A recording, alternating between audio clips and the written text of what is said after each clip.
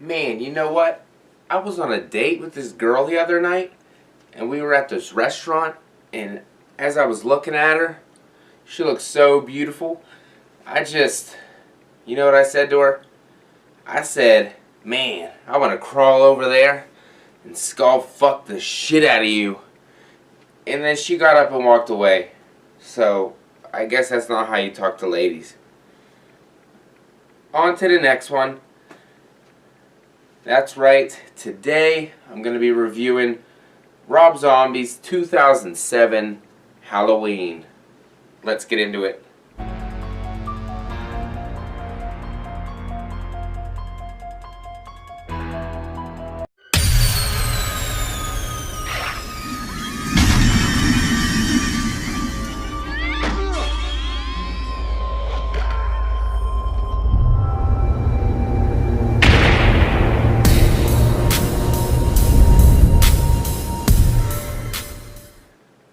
What's going on?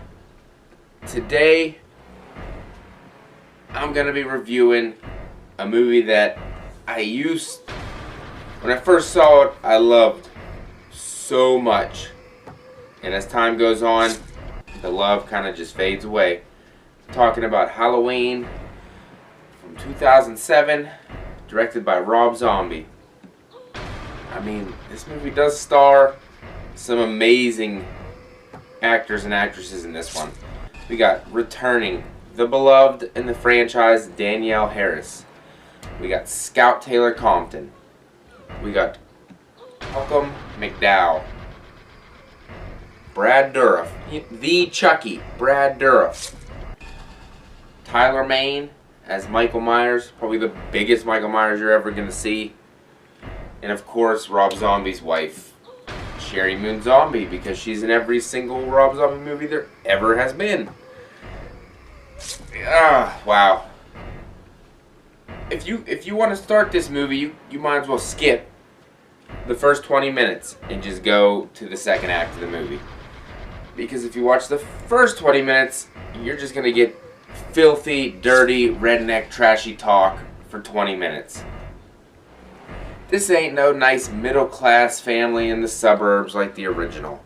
No. Rob Zombie turns this into his... I understand it's his vision, but in no way, shape, or form should Michael Myers be coming from a redneck, white trash family.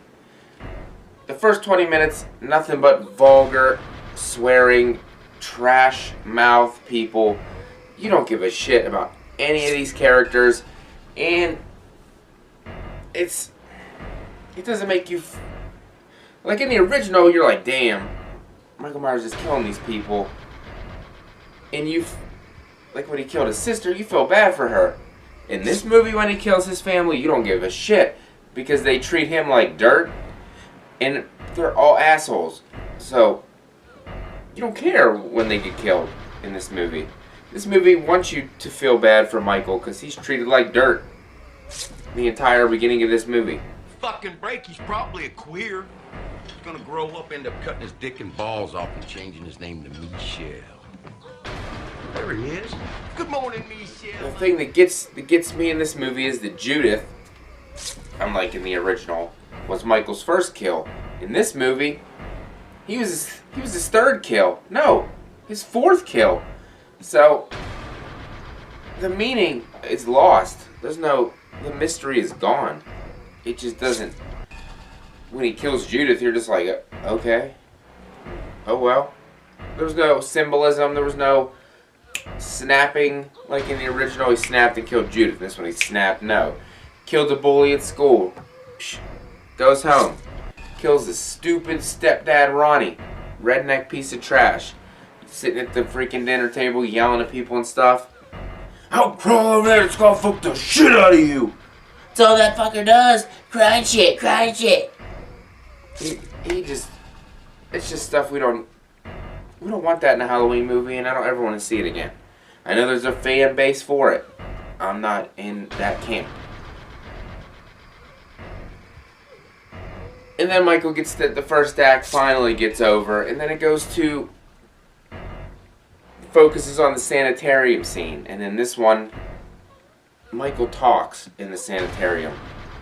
And I don't like that. After he kills, the talking should stop. No, he's having conversations with Dr. Loomis, played by Malcolm McDowell, who does a good job in the role of Dr. Loomis. He's no Donald Pleasance, but he does a decent job. He's a good actor, so it works.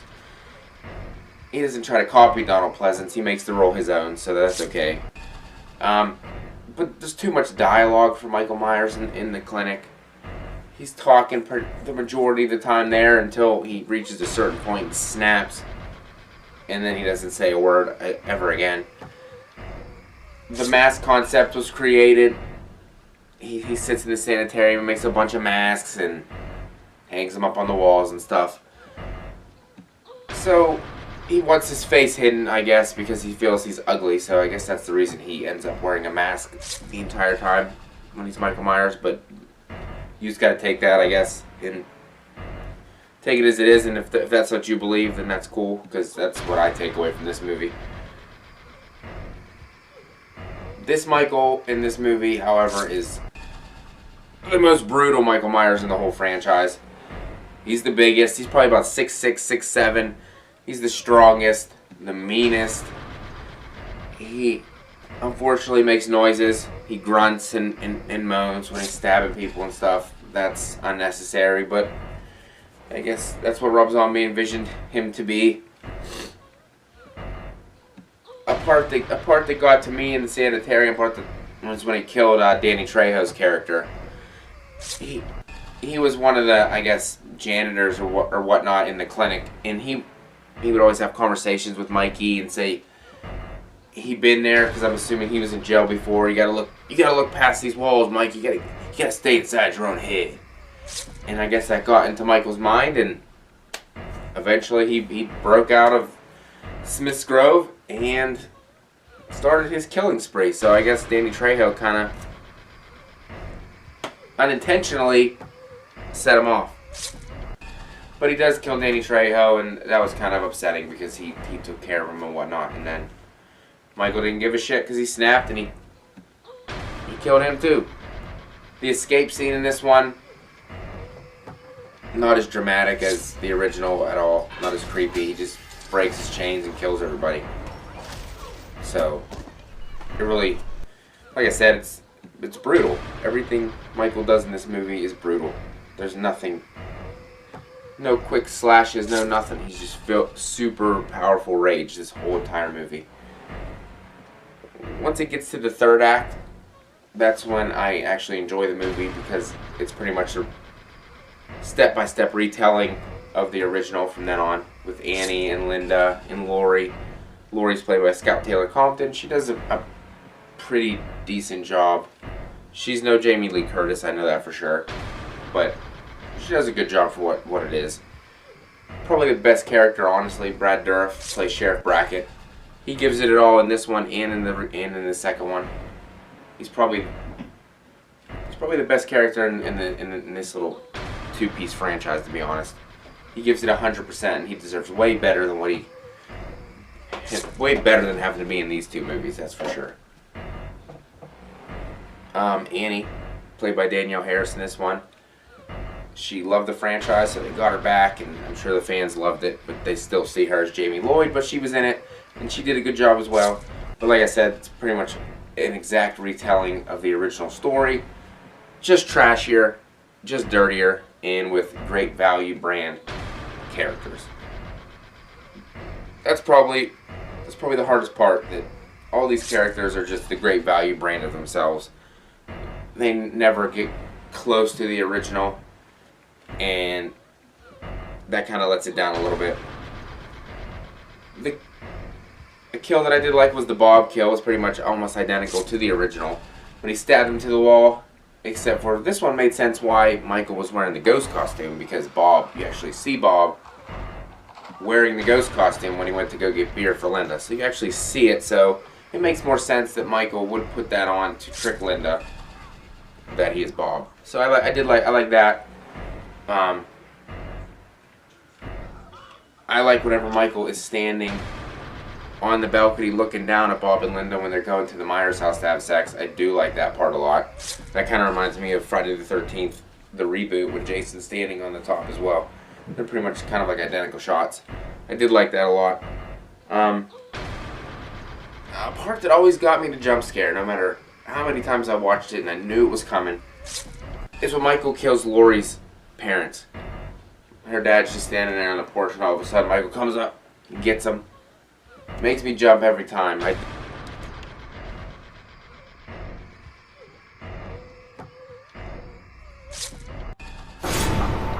didn't feel bad. I actually like those two characters, and that was upsetting when Michael killed them. Especially the mom, because she was played by Dee Wallace, a horror veteran. You might know her from Cujo. She's in a ton of horror movies. And she's a great actress as well, and I did appreciate their performances in this as well. But I think a better thing would have been to show, like from the beginning, the Strodes would have been Michael's parents, a normal middle-class family. And then the killings would have meant a lot more, because they're the typical mom and dad who, you know, middle-class, great family atmosphere. That's what, then you would have been like, holy shit, Michael just killed them? The perfect parents, and he killed them and his family? Then you dive deeper into the character of Michael Myers, and you care more compared to him killing his white trash family that nobody gives a shit about. Oh, and plus I forgot to mention Sherry Moon Zombie is a stripper in this movie, which is not far-fetched at all, because she always has to show some part of her body in these movies. She's a stripper mom, and she kills herself because she can't live with the guilt of what Michael did. So, and then there's that aspect. So, Michael's life is just, it's grade A. It's grade A. There's a little bit of, Michael in this one is a little bit of stalking, but not much. He's more or less brutal killing machine in this movie. So if you're looking for the, the stalking, Michael hiding in the shadows, yeah, that really doesn't happen. He's just more killing and doesn't give a shit about anybody. Another scene that I did like in this movie was whenever the cops showed up when the cops showed up to get Laurie and the kids, they were hiding in the bathroom. Everything was silent. Just hear the TV go, and Michael's hiding. He waits for that cop to open the door, stabs him. The other cop comes up, shoots him. For some reason, point blank range, he misses and shoots him in the shoulder, but I guess they're not very good police officers back then. And then Michael takes Laurie. I like that scene a lot. It's kind of that suspenseful, intense scene. There's not many in this movie, but that's one of them. These movies, Rob Zombie's movies are always the dirty, the grittier, the rednecky, trashy type of movie. But however, he does his cinematography in his movies, his shots. He knows how to film a movie. It's just that the rest of the movie is just not good. The lighting of the shots, the angles, the atmosphere around the shot, it's perfect. It's just the movie itself is just not that good. And it sucks because it's a Halloween movie. You're hoping for the best, and you get that, and you're like, You walk out of the theater a little disappointed. Oh, another scene that I forgot to mention is whenever he's trying to kill Danielle Harris. And she's trying to escape him, and there's panic and commotion and music and whatnot playing while she's trying to escape. She gets ready to go out the front door, pulls her back in, the door shuts. Silent.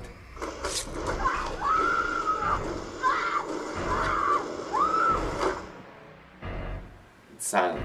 Not a sound, just the atmosphere. I like that scene because the chaos is inside the house, not outside. So the door closes, silence. Nothing going on outside, but inside the house, it's a different story. And that's what the chaos is, and I like that the door kind of separates the two. And reaching the climax of this movie, Michael taking Laurie to the basement and him sitting on his knees like a little bitch. Because he knows that she's his sister. And he gives her the picture, and she's like, I don't know these people. And he keeps handing it to her, and he's sitting on his knees, waiting for, I don't know if he's waiting for her to love him, to give him a hug or whatnot. It just doesn't fit in a Halloween movie. And then she stabs him and escapes and falls in a pool that she couldn't see. Big ass round, in-ground pool she couldn't see. Fell in there. That part irritates me. You wouldn't see the big pool right in front of your face. Then Dr. Loomis finally shows up. He's been running around with Sheriff Brackett. trying to convince him that Michael's back. And then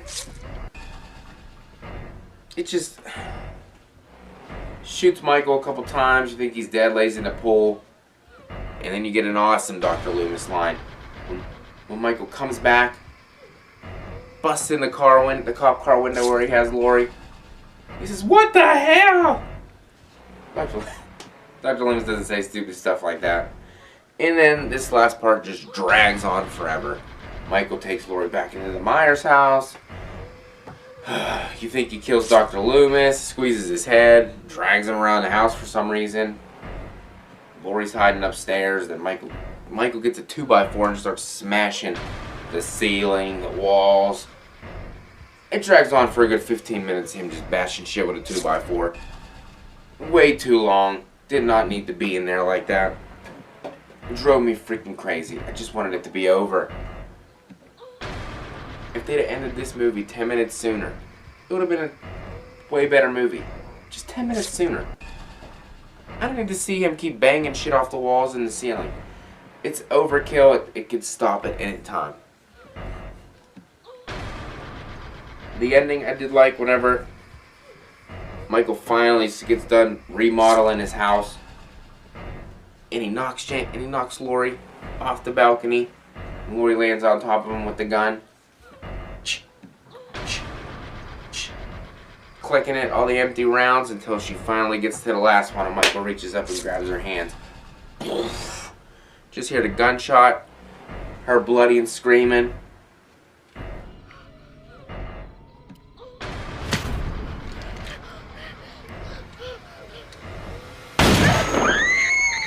Cuts to the Halloween theme. It's over. And you're like, damn, she just killed Michael Myers, shot him at point blank range. They ain't gonna make another one of these. Nah, you're wrong. You know, he came back to make Rob Zombie's Halloween 2, which I'll be getting to next. Yeah, like I said, I used to love this movie. I really did. When I first saw it in theaters, I fell in love with it. I haven't had a Michael Myers movie since 2002, and that one sucked. So this one came out in 2007, and I was pumped up, ready to go. I fell in love with it, and then, like I said, as I got older and watched it a few more times, it just loses its luster every single time I watch it. Unfortunately, I know that this movie does have its fan base, and this movie does have its haters. I would say probably I'm right in the middle. Honestly, I'd probably give this movie a 2.25 out of 5. I'd say take it or leave it. Sometimes I enjoy it, sometimes I don't. I mean, it got some characters going for it, like Malcolm McDowell, Dr. Loomis, Sheriff Brackett, played by Brad Dourif. It got those characters working for it, and then it got the white trash characters that I hate completely. First act of the movie sucks. Second act of the movie's okay. Third act of the movie's good. It's just not a complete film to me. It just doesn't even flow. It just seems like 3 different movies put into one. And that might be a reason why I don't like it very much. Michael Myers was alright. If you like your Myers brutal, like Lee McCoy from Drum Dums, he loves Michael brutal. You like this movie. If you like him more of the stalking in the shadows type, you're not going to like this movie. And also, if you don't like Michael Myers grunting, you definitely ain't going to like this movie. So, like I said, this movie I could take it or leave it. Cinematography's great, but I need a better story than this in my Halloween movies. So I'm going to stick to the OG 1978 Halloween over this one. Oh, man. Those are my thoughts on the white trash, dirty version of Halloween. Hopefully you enjoyed it. Hopefully you will subscribe to the channel. Hit the like button. And leave some comments below. Let me know if you like this movie. Let me know if you like this rage Michael Myers like Halloween 6. Or you like more of an OG Michael Myers. But definitely leave your comments below. Let me know what you think. And I can't wait to crawl over there until you have a scary day.